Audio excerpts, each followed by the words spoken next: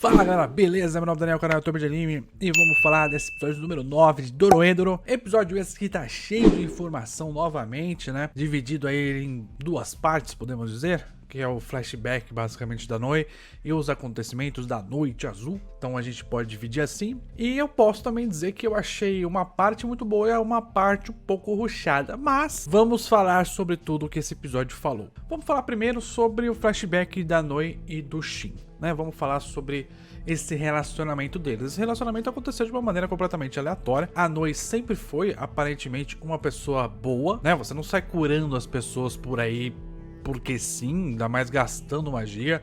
Inclusive a gente vê nesse episódio que esse negócio de gastar magia não é pra ser o tempo inteiro, é pra ser em momentos específicos, né? Tem o Fukuyama que fala sobre, não vou usar magia só pra você comer, eu vou usar magia quando eu precisar usar mesmo, né? Então o Fukuyama, ele transforma as pessoas em comida. A magia dele é muito poderosa, inclusive, e não pode ser usada assim de qualquer jeito, de qualquer maneira. Portanto, a Noi usar a magia dela pra curar basicamente o corpo inteiro do Shin é algo a se destacar. E o Shin fica com essa dívida com relação a ela, e eles meio que vão se entendendo durante todo esse processo, né? A gente descobre também uma coisa muito importante, que é a Noi poderia ter virado um diabo, né, um devil, e isso é muito importante porque significa que os feiticeiros têm algo relacionado direto com o inferno, se não são demônios propriamente dito, se não são algo como demônios, algo relacionado a demônios, né, e que podem se tornar um ser maior, mais forte, que no caso são os diabos, né? Você tem essa clara relação entre feiticeiros e diabo, você tem essa evolução de um para o outro. E uma evolução que é um pouco complexa, porque se dizendo que esses diabos eles são como se fossem, sabe, é como se fosse uma religião, né? Essa questão dos diabos é como se fosse uma religião, e aí eles ficam excluídos da sociedade, apesar desse poder muito grande deles, e eles ficam nessa igreja meio que separados da sociedade, né?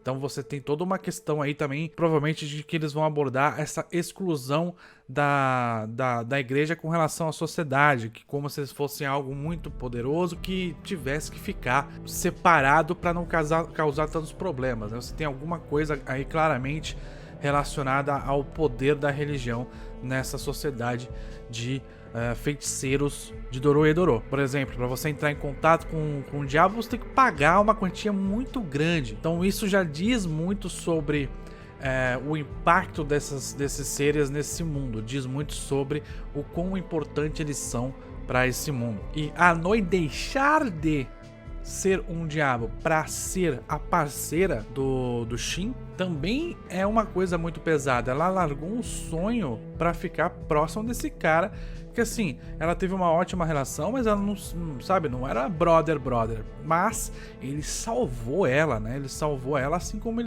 ela salvou ele. Então a gente tem uma relação de dois personagens que se confiam mutuamente e que se doaram em determinado momento para o outro. Tem assim uma bondade inerente, querendo ou não, de querer ajudar o outro, de que pelo menos tenha essa questão de você devolver um favor, né? Você tem uma moral o bastante para você aceitar qualquer tipo de ajuda, mas que você também vai devolver isso para a pessoa de alguma maneira. Então essa relação dos dois é muito bonita, é uma relação muito interessante. Acho que é uma das melhores coisas de Dorohedoro até agora, a relação da Noi com o Shin. Dentro desse flashback a gente tem mais informação também sobre o Wayne, né? O Wayne construiu a sua máfia a partir de Lamen. E gente, isso é muito, muito parecido com o que aconteceu com a máfia italiana nos Estados Unidos, tá?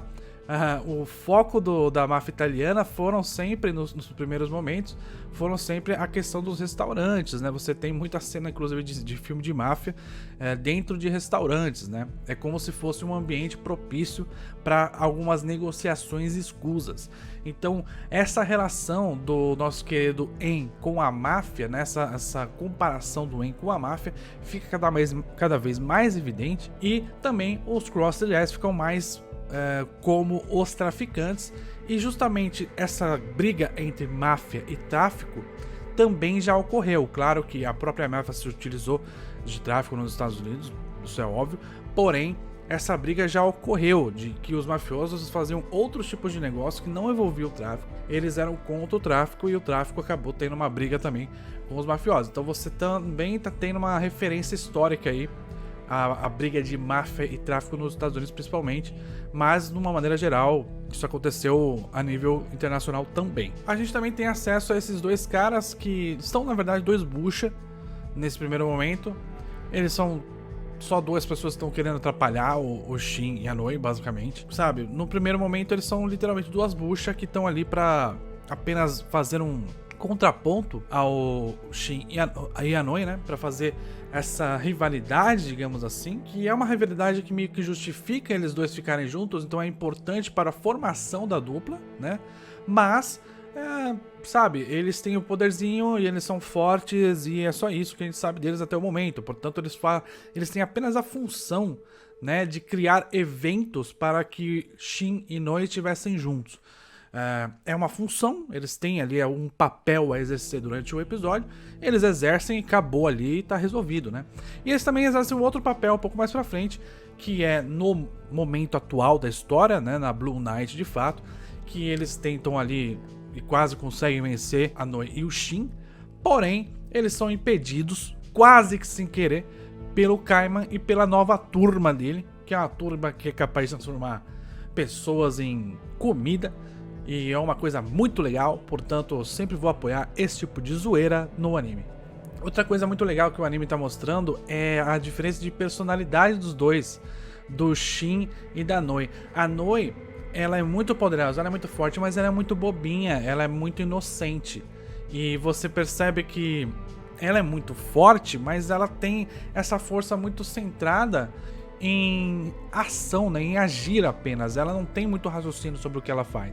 Já o Shin, ele é o completamente oposto. Ele é o malandro, é o cara que sabe o que tá fazendo, é o cara que vivenciou coisa na rua e tá entendendo como que ele passa as outras pessoas pra trás, basicamente.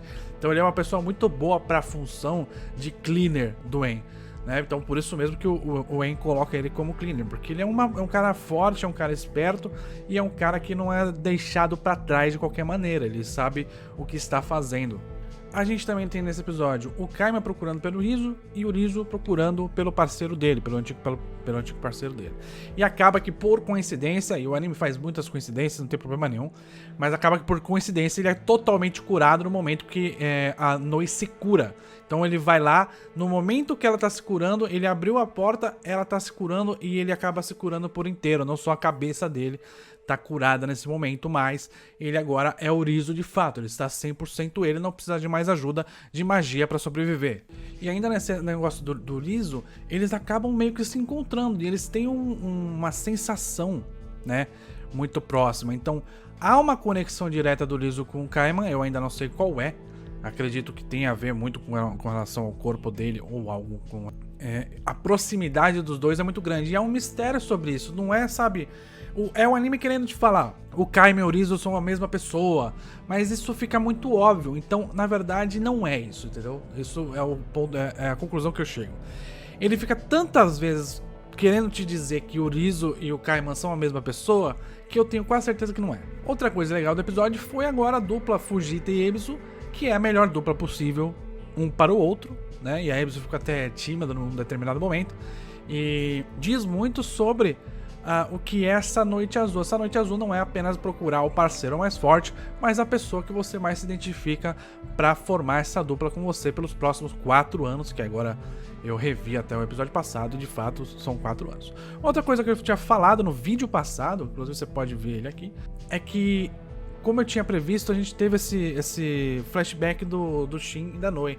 E agora eu vou fazer a previsão para o próximo episódio. No próximo episódio, a gente provavelmente vai ter uma revelação um pouco mais forte sobre a magia da Nikaido.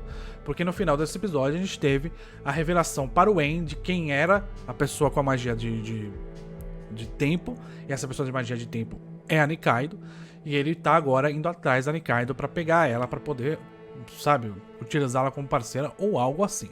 Acho que não mais como parceira, porque a Noite Azul já passou. Então provavelmente ele não vai conseguir fazer isso. Mas a gente tem ele indo atrás dela e agora ela vai ter que tomar uma atitude, porque ela está colocando em risco as pessoas que ela tinha acabado de falar que ela não atacaria, não utilizaria para experimentos. Então ela acabou de falar que ia proteger essas pessoas, né, em 5 segundos.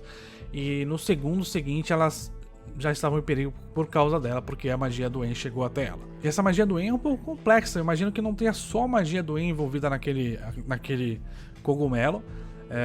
Não tenho certeza disso, mas eu imagino que não tenha só isso, porque é uma magia muito forte, a muita distância, a ponto de considerar que talvez essa magia tenha alguma coisa a ver também com esse relacionamento que ele tem, esse relacionamento bom que ele tem com os diabos, né, com os Devils. E outra coisa é o próprio Devil falando sobre a Nikaido, né, que agora a Nikaido não vai conseguir mais se esconder. Caramba, quanto relacionamento próximo tem a Nikaido com esse Devil, né, a ponto disso, a ponto de não ter mais, de ele saber, né, o que tá acontecendo com ela diretamente, assim. É um relacionamento bem próximo, a ponto de eu achar que a própria Nikaido possa ter algum relacionamento com relação ao diabo, ou ter pelo menos passado pelo mesmo treinamento da Noi, ou até ter conquistado o treinamento e depois voltado no tempo pra ser uma pessoa normal, alguma coisa assim. Ela sabe muito sobre essa questão de diabo, isso é um fato absurdo, assim.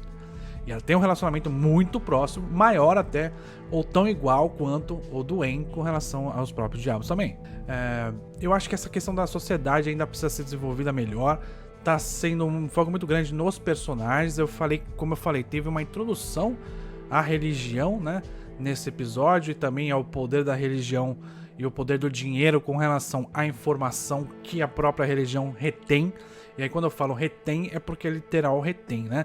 Você tem as informações dos diabos, os diabos têm as informações que você quer, só que você precisa de muito dinheiro para obter isso. Então, basicamente essa a ideia, né? É uma elite que tem muita informação, e se você quiser ter acesso à sua informação, você vai ter que fazer alguma coisa, ou vender sua alma, ou fazer um treino absurdo, ou então você vai ter que ter muito dinheiro para poder pagar essa galera. E é isso, galera. Espero que vocês tenham gostado. Dê seu like, se inscreva no canal, aperte o sininho para receber novas notificações, e aguardando aí o próximo episódio de Dorohedoro.